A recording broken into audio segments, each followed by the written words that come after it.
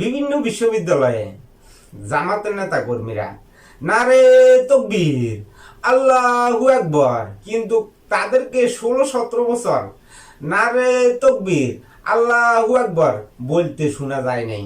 তারা বলে আবার ইসলাম প্রতিষ্ঠিত করব, মানে 16-17 বছর তারা এই স্লোগানটা দিতে পারে নাই, এখন এই স্লোগানটা দিতে আছে।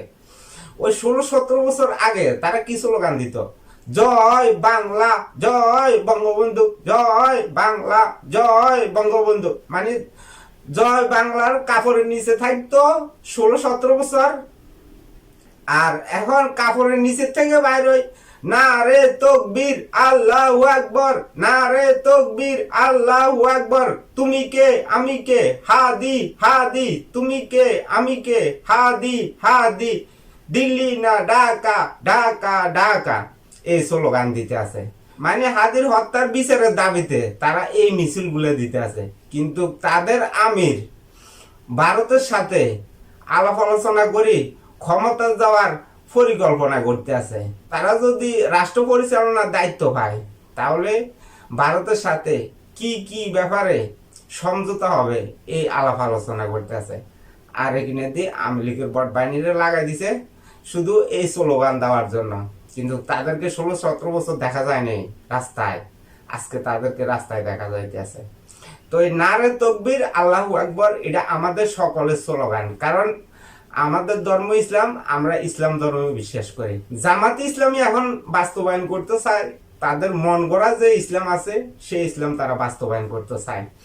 আমি ভিডিওর প্রথম স্লোগান দিয়েছিলাম নারে তকবীর আল্লাহু আকবার, তুমি কে আমি কে হাদি হাদি, দিল্লি না ঢাকা ঢাকা ঢাকা। এই স্লোগানটা দেওয়ার কারণ হলো কি, যে মহিলাটা এই স্লোগান দিতে আছে আপনি তার চেহারার দিকে একটু তাকিয়ে দেখেন, দেখবেন যে মানুষকে ইমোশনালি ব্ল্যাকমেল করার জন্য ঠিক এইভাবে স্লোগান দিতে আছে।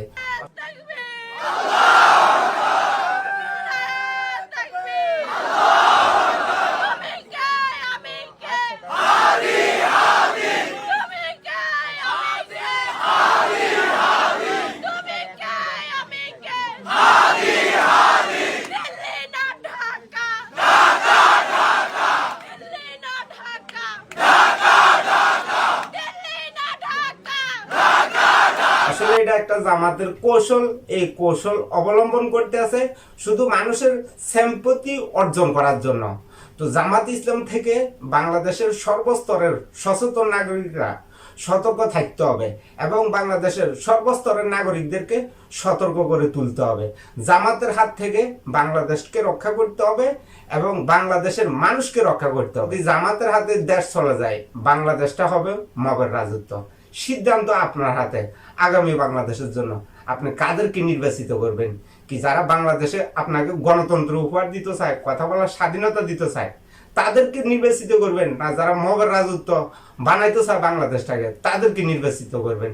সিদ্ধান্ত আপনার হাতে, আপনি নিতে পারেন সঠিক সিদ্ধান্ত।